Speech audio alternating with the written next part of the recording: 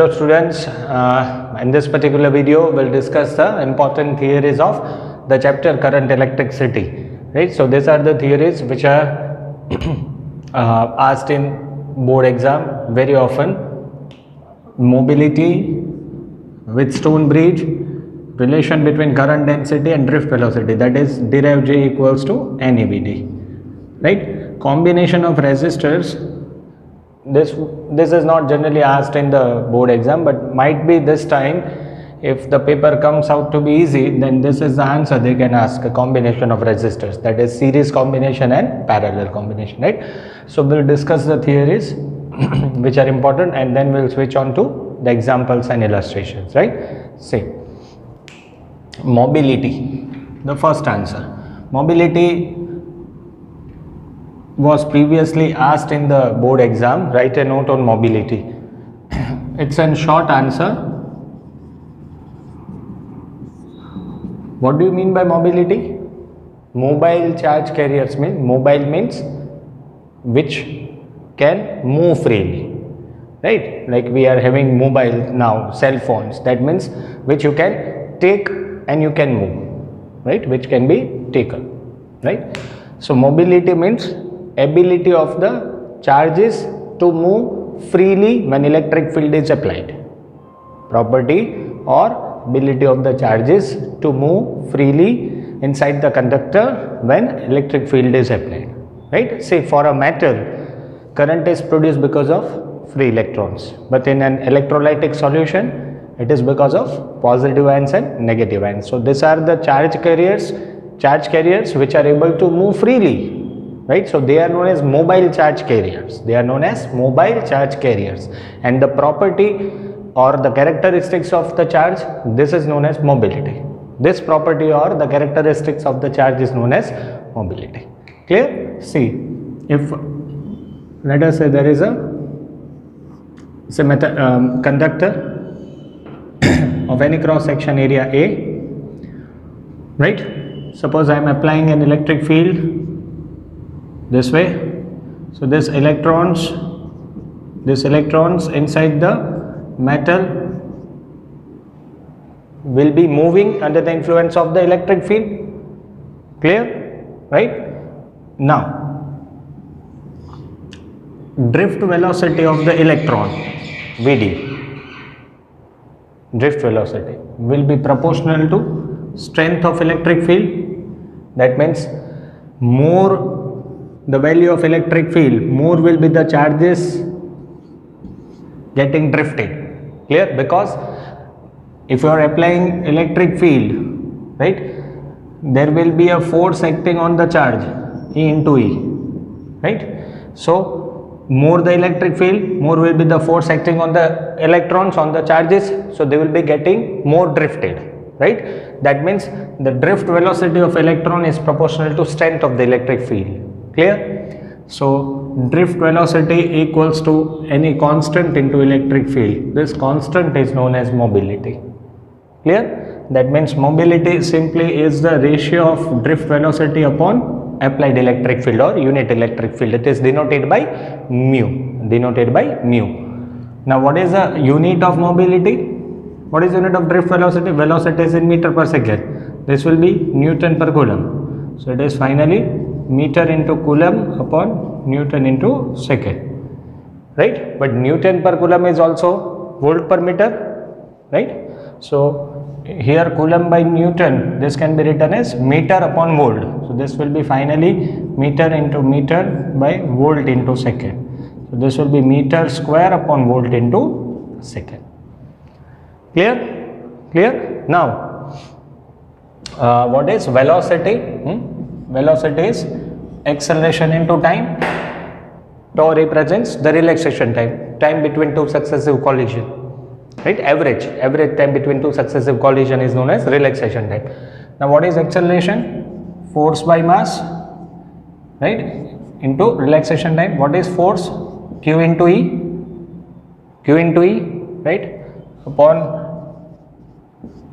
substitute here. So mobility will be, instead of drift velocity I can write it as E tau upon me into E. So mobility will be charge of electron, relaxation time, average relaxation time upon mass of electron. Clear? So when a question on means, that means if you are being asked to write a note on mobility, you will have to explain these things, right? Many a times as an MCQ they are asking the unit of mobility out of the following, which is unit of mobility. Clear? Right? So now we'll go for the next answer. Okay, so another one, a relation between current density and drift velocity, right? Or derive J equals to NEVD. See, this is a conductor of say any cross section area A, any cross section area A, right? There are free electrons inside the conductor. Suppose I have applied an electric field in this direction, right? Okay, since electrons are negatively charged, they will be attracted by the electric field in an opposite direction, right? That means few electrons will be moving in this direction with the velocity, average velocity V of E, drift velocity. Once again, A is the cross section of the conductor. I have applied an electric field across the conductor, right? And electrons will experience a force of Q into E in a direction opposite to electric field. So these electrons will be moving this way, right? Okay, number of electrons leaving any one cross section area will be equals to number of electrons entering the another cross section area. Clear? So let there be n number of electrons per unit volume, right? Per unit volume. That means in 1 meter cube volume there are n number of electrons. Clear? Now suppose these electrons have moved from this cross section area to this cross section area in a time interval of delta t. In a time interval of delta t. Okay. So the length covered by the electron will be L. L is the length covered by the electrons in a time interval delta t. Okay. So distance covered by the electron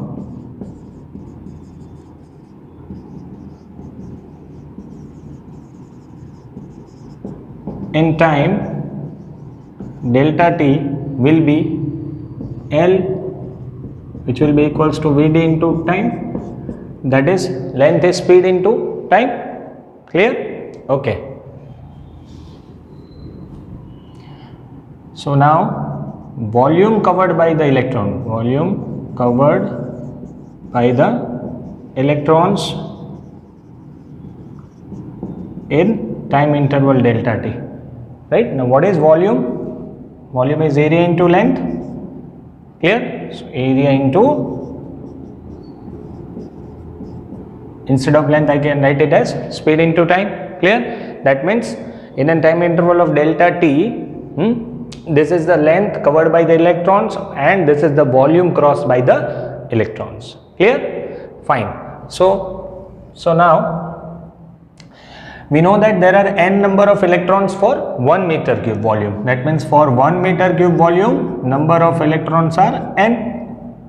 So how many electrons have crossed this volume? So for a volume of A Vd delta t, let n be the total number of electrons. Make it sure capital N represents the total number of electrons in this volume and small n represents the number of electrons per meter cube for 1 meter cube. Clear? So number of electrons crossing in a time interval delta t will be NAVD delta t. This many electrons have crossed in an or have moved with a velocity Vd in a time interval of delta t. So what will be the charge constituted because of this electrons? So charge is equals to Ne, quantization. So this will be equals to NAEVD delta t. This is delta q, right? So what will be the current formed because of the motion of electrons? So what is current? Charge by time. So delta q by delta t. This will be NaEVd. So I is equals to NaEVd, right? Clear? Now we have already defined a vector quantity. This you must have studied in your introduction lecture. What is current density? Current per unit area. Current per area. Just as sigma was charge by area, lambda was Q by L. Similarly, current density is I by A, right? So I by A will be equals to NaVd. What is I by A? J. So in vector form I can write it as J is equals to NaVd. Clear? Right? So this is the relation between current density and drift velocity. The formula is also important. J is equals to NaVd. Is it clear? Right? So now in the next, now we'll discuss the combination of resistors, right? The next answer. See the third answer, combination of resistors. This is very important, so very easy answer actually. And the question is not that frequently asked in the exam, but might be this time they will remove easy paper and they can ask this kind of questions, right? Combination of resistors, in this we will have two combinations. First one will be series combination, another will be parallel. Clear?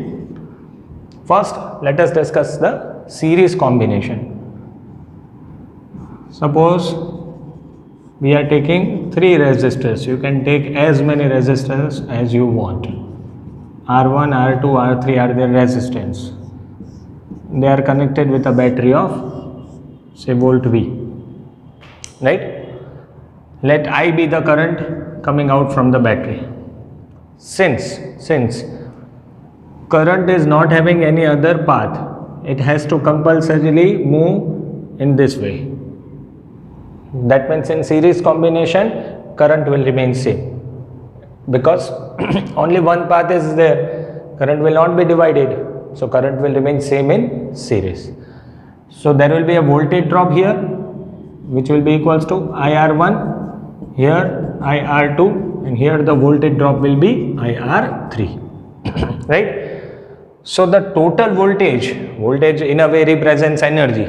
So sum of the total voltage will be equals to the voltage of the battery, of course, right? That means let V is equals to V1 plus V2 plus V3. Clear? Clear? So instead of V1 I can write it as IR1, IR2, IR3 equals to V.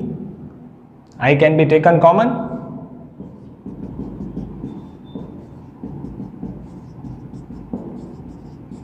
V by I, what is that? V by I, R. So R equivalent is equals to R1 plus R2 plus R3. This is your series combination. If I am connecting n resistance, each of resistance, I am connecting n resistors, each of resistance R, then the combination will be R plus R plus R plus R n times.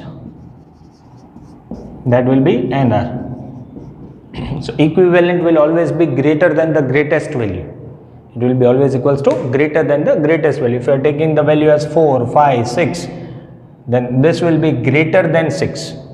See, 4, 5, 6. Which is the greatest value out of these 3? 6. But the combination will be even greater than 6. So it has been said that greater than the greatest value. Clear?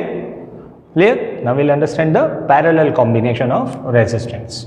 Okay. See.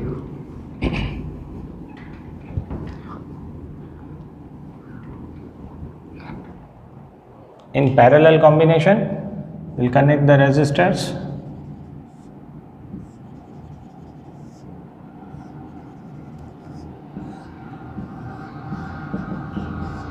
All these 3 resistors R1, R2, R3 are connected with a battery of voltage V. See, all the ends of the resistors are connected to a common battery, with a voltage V. That means here in parallel voltage will remain same. Because the ends of the resistors are connected to a common battery. But of course current will get divided, let I be the current coming out from the battery. So this will act as a junction point. No, it will not act. Okay, see, let I3 be the current getting here, I2 be the current going here, and I1 be the current going here, right? I1 current will be coming through R1, this to R2, right? Total I will be current going back to the negative terminal of the battery. Okay, from the law of conservation of charge, KCL, Kirchhoff current law, we know that the incoming current must be equals to outgoing current. The sum of the current will remain the same. That means I should be equals to I1 plus I2 plus I3. Now what is I1? V by R1. What is I2? V by R2. And as voltage remains same, we don't have to put V1, V2, V3. We will put it as V, V, V. So I is equals to V can be taken common, 1 by R1, 1 by R2, 1 by R3. What is I by V? V by I was equals to R. So I by V will be 1 by R. So 1 by R equivalent in parallel equals to 1 by R1 plus 1 by R2 plus 1 by R3. Clear? If each resistors I am taking whose value is R, then if there are n resistors, then equivalent will be written as 1 by R plus 1 by R plus 1 by R n times. So this will be n by R. So R equivalent will be R upon n. Smaller than the smallest value. R equivalent will have the value smaller than the smallest value. Clear? This was the series and parallel combination of resistors, right? Now we'll understand Wheatstone bridge. Okay, the next one, Wheatstone bridge. This question is asked very frequently. We'll discuss about balanced Wheatstone bridge. Unbalanced Wheatstone bridge is not given in your syllabus. Okay, Wheatstone bridge is a practical device where you will be able to find the value of unknown resistance. Right, so Wheatstone bridge is a device to calculate the value of unknown resistance, right? See, this is the arrangement. 4 resistors along with galvanometer and battery of voltage V are connected. Out of 4 resistors, let us say this R4 as unknown, right? We need to find this R4, right? Okay, see. These are the 2 standard and fixed values of resistors. One resistor is a variable resistor whose value can be varied. Clear? Once again, there are 4 resistors, a galvanometer and a battery are connected as shown in the figure. Out of these 4 resistors, 3 are known, 1 is unknown, and 2 resistors are having the fixed value. Any one of the resistor is taken as variable resistor. Now let I be the current flowing through this battery. Clear? I current. Now this point will serve as junction. 1, 2 and 3, more than 2 wires meet at a point, it is known as junction. So current gets divided here. Let I1 be the current going through this branch, I2 be the current going through another branch. Now the value of R3, since R3 is a variable resistor whose resistance can be changed accordingly, right? So the value of R3 is continuously changed until the potential at this point and this point becomes equal. Clear? You have to change the value of R3 until galvanometer shows 0 deflection. Clear? Because when the potential of B and D becomes equal, current will not flow through this branch because current is the potential difference by R. I is equals to VB minus VD upon R, right? According to Ohm's law. But since B and D will be having the same potential, current will not be flowing through that particular branch. That means galvanometer will be showing 0 deflection. So change the value of R3 until the galvanometer shows 0 deflection. Clear? Fine. So now this I1 will not be going through galvanometer. So I1 will be going here. Similarly, I2 will not be going through this branch, so I2 will be going here. So I1, I2, I current gets back into the battery. Once again, I is the current flowing through the battery of voltage V, right? Here the current gets divided. Let I1 and I2 be the currents which are being divided in other different branches. Clear? Now this I1 will not be able to go here because the potential of B and D are kept same. The potential of B and D are same. So current will not be flowing through this branch. So I1 will be the current passing this way, I2 will be the current passing this way. Now let us apply KVL, Kirchhoff voltage law, for the loop A, B, D, A. I am selecting this loop A, B, D, A, right? We are moving in clockwise direction. Clear? Okay. I can start like V of A minus, but we'll start with minus I1 R2. If you are moving in the direction of current, the drop across the resistance will be taken negative, and if you are moving in the direction opposite to the flow of current, the drop across the resistor will be taken positive. So now we are moving in this direction, I1 is also the current in the same direction, so the drop will be taken negative. Now we are coming here, now we are going in this direction, I2 is in this direction, so it will be plus I2 R1 equals to 0. Right? So this will be minus I1 R2 equals to minus I2 R1. So I1 by I2 equals to R1 by R2. Let this equation be 1. Clear? Clear? Now we'll take another loop B, C, D, B. This one. Again we are moving in this direction. So this will be, here the voltage drop will be negative because current and our movement both are in the same direction. So this will be minus I1 R4 plus I2 R3. We are moving in this direction, current is in this direction, opposite direction. So that will be plus I2 R3 equals to 0.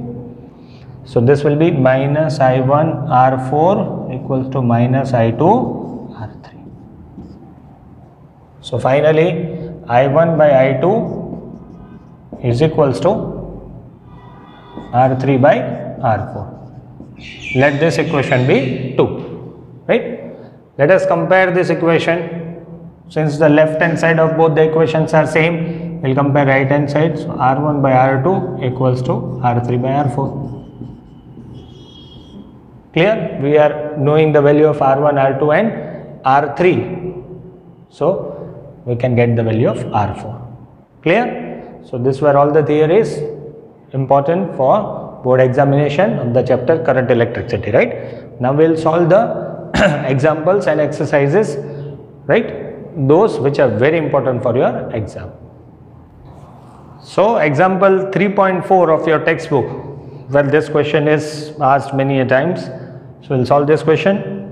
The resistance of a platinum wire of a platinum resistance thermometer. Resistance of a platinum wire of thermometer at ice point. Ice point means 0 degree. So resistance of platinum wire at 0 degree is given as 5 ohm. Okay, fine. And at steam point it is given as, that means 100 degree steam point, it is given as 5.23. Okay, so now when the thermometer is inserted in a hot bath, now thermometer is inserted in a hot bath, that means you are giving some heat, the resistance becomes 5.795. okay, but what is the temperature of that hot bath? We don't know, so we will say it as theta. Right, so resistance at any temperature theta is 5.795.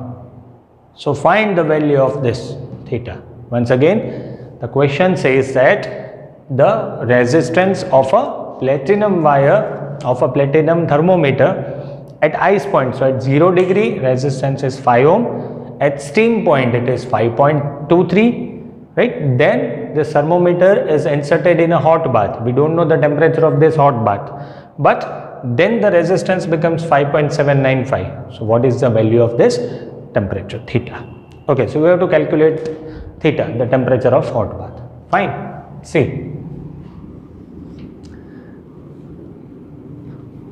the only formula connecting resistance and temperature is R of theta equals to R of theta 0 1 plus alpha theta minus theta 0. Clear? This is a formula. This is resistance at reference temperature or lower temperature. This is resistance at any temperature theta. Alpha is known as temperature coefficient. Now in the question we are not given the value of alpha, right? So with the help of these two values, first we will calculate the value of alpha. See, like we'll make this equation as R of 100 degree equals to R of 0 degree 1 plus alpha 100 minus 0. So this is 5.23 equals to 5 1 plus alpha 100. So 5.23 upon 5 minus 1 equals to 100 into alpha. Clear? So this will be 0.23 upon 500. This is equals to alpha. Solve this and we'll get the value of alpha. Now we are not been told to calculate alpha. We have to find this angle theta. So then again I will use the same equation, but now I'll make the equation between these two. Clear? That means R of theta equals to R of 0 1 plus alpha theta minus 0. Done? Clear? You don't have to by at the formula which is given in the textbook. No. You can do this way also. R of theta. What is R of theta? 5.795. R of 0. 5. 1 plus alpha. The value of alpha can be obtained. Theta minus 0, but that will be theta. So 5.795 upon 5. 1 plus alpha theta. So 5.795 by 5 minus 1 equals to alpha theta. You know the value of alpha, so we'll get the value of theta. Clear? Clear? Okay, let us solve the another one. So this is example 3.8. It's based on the concept of Wheatstone bridge. There are 4 resistors, 100, 10, 60, 5.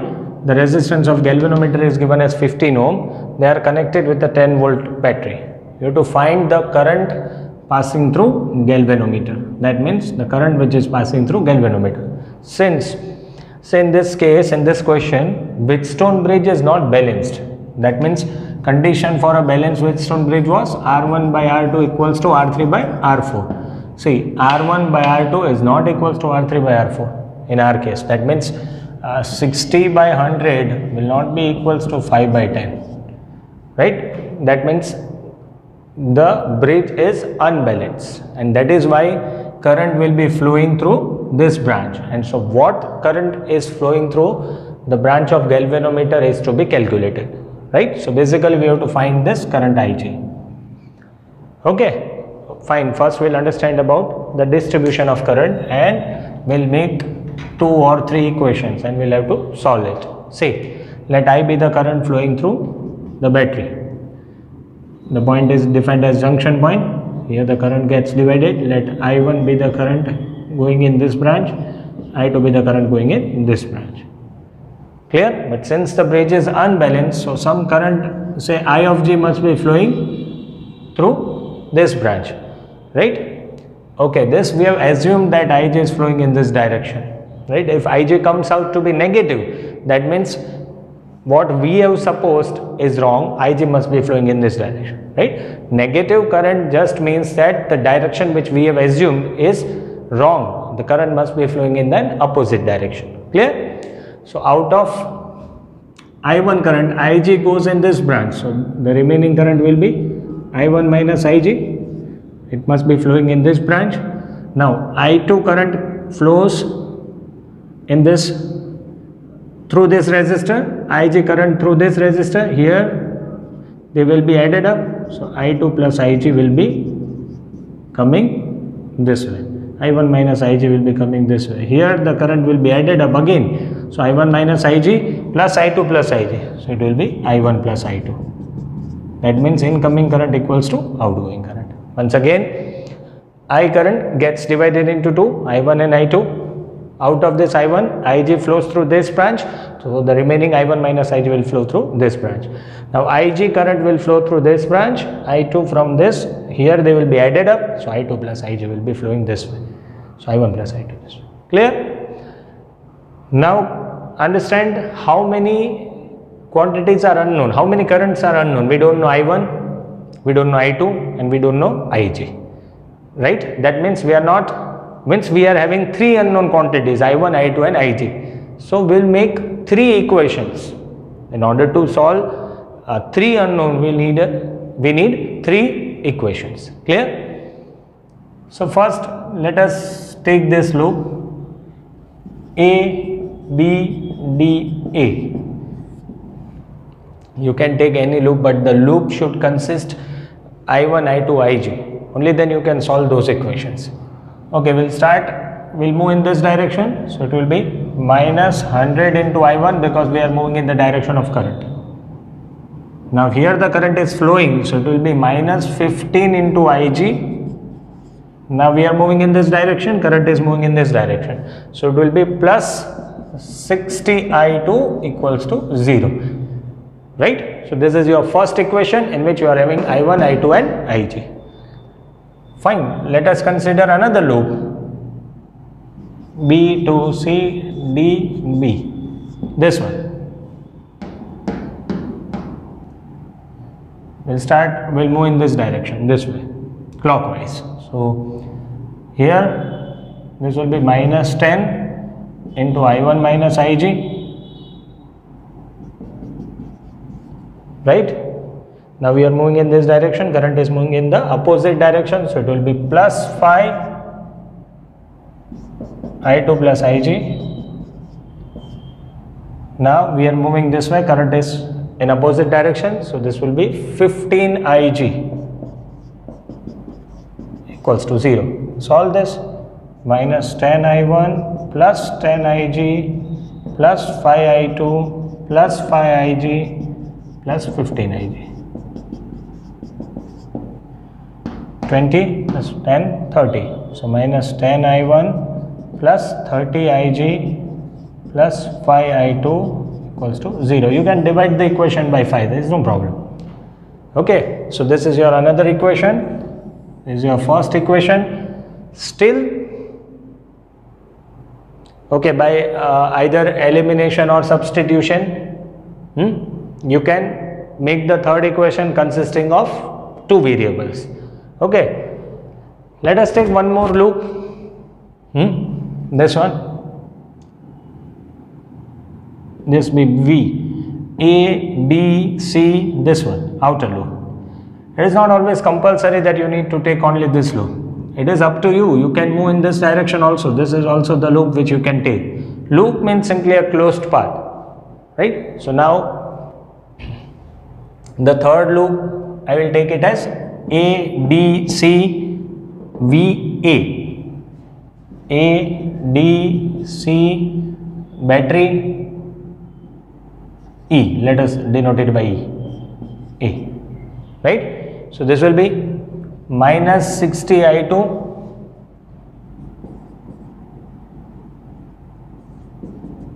minus 60 I2 minus 5 into I2 plus Ig. I am moving in this direction. This is how I am moving. This is how I am moving. So it will be minus 5 into I2 plus Ig. When you are moving from negative to positive terminal of the battery, voltage will be taken positive. So it will be plus 10 equals to 0. Solve this. Minus 60 I2 minus 5 I2 minus 5 Ig plus 10 equals to 0. So this will be minus 65 I2 minus 5 Ig plus 10 equals to 0. Now you are having three equations, three unknown. Solve these equations either by elimination or substitution, whichever method is more suitable to you. Find the value of Ig. Clear? Okay, we'll solve another question. Okay, so this question is also important. 3.7 of your exercise. A silver wire has a resistance of 2.1 ohm at 27.5 degree. Resistance at 27.5 degrees 2.1 ohm. And the resistance of resistance is 2.7 at 100 degree. So resistance at 100 degree is given as 2.7 ohm. Find the temperature coefficient. That means you have to find the value of alpha. Here we will use the same equation. R of theta equals to R of theta 0 1 plus alpha theta minus theta 0. Right? So that means R of 100 equals to R of 27.5 1 plus alpha 100 minus 27.5. What is R of 100? 2.7 equals to 2.1 1 plus alpha. Solve this. Right? So this will be 2.7 upon 2.1, that means 27 upon 21. Right? Equals to 1 plus alpha into the value, right? So from this you can calculate the value of alpha. Very easy. What is the unit of alpha? Degree Celsius inverse or Kelvin inverse. If you are writing this temperatures in Kelvin, then you can go for Kelvin inverse or degree Celsius inverse. Clear? Clear? Another one. 3.11. A storage battery of EMF 8 volt and internal resistance 0.5 ohm is being charged by 120 volt DC supply. So there is a battery 8 volt and internal resistance is of 0.5, right? This is charged by a DC source of 120 volt. This is DC source of 120 volt. And a series resistor of 15.5. Okay, a series resistor of 15.5. This is what the question says. What is the terminal voltage of the battery during charging? That means we need to find V of the battery. Okay, this is EMF is given, E. Fine. What is the purpose of having a series resistor in the circuit? Series resistor is to control the current. Otherwise, if more current flows, then it might damage the appliances. So in order to control the current, we are using a series resistance. Okay, fine. Let us first calculate the current which is flowing through the battery. Okay, so it will be, I am taking the loop, 120 minus 15.5 into I. Now we are moving from plus to minus, so it will be minus 8 minus I into 0.5 equals to 0. Clear? 120 minus 15.5 into I minus 8 minus 0.5 into I equals to 0. So this will be 112 equals to 15.5 plus minus 16I. So I will be 112 by 16. Clear? So it will be 16 into 7. Clear? So current will be of 7 ampere. 7 ampere current flows through the battery. Okay. Now what is the terminal voltage? So terminal voltage is I into R, or we can write it as E minus IR. There is no problem. V is equals to E minus IR. Okay. Okay, so substitute the value. 120 minus I into R. R is 15.5, 7 into 15.5.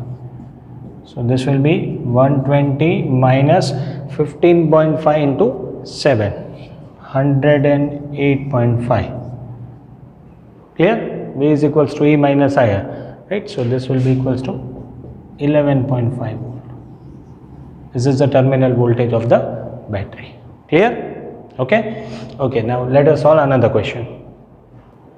Okay, another one, 3.13. The number density of free electron in a copper conductor is given as number density, that means small n is equals to 8.5 into 10 raised to 28. How long does an electron takes to drift from one end of the wire of length 3 meter to another end? Length of the wire is 3 meter. Cross section of the wire is, cross section area of the wire is given, and it is carrying a current of 3 ampere. How long, that means you have been said to calculate the time taken by the electron to cross the cross section, to cross the length of the conductor, sorry, right? This is how, length is given 3 meter. Number of electrons, number density is already been given, area is given. Okay, so we can use this formula, J is equals to NEVD, current density is equals to NEVD, right? Current density is also equals to I by A, so I by A equals to NEVD. Fine, I is given, A is given, N is equals to 8.5 into 10 raised to 28, charge of electron 1.6 into 10 raised to minus 19. Instead of velocity, I write it as displacement by time, L by T, right? Now L is already given as 3 meter. Make T as subject, so it will be 8.5 into 10 raised to 28 into 3 into 1.6 into 10 raised to minus 19, 2 into 10 raised to minus 6 upon 3. This will be the time taken by the electron to cross the length of the conductor. Clear? So we have discussed all the important theories and sums which are more likely to be asked in your board exam. Okay, thank you.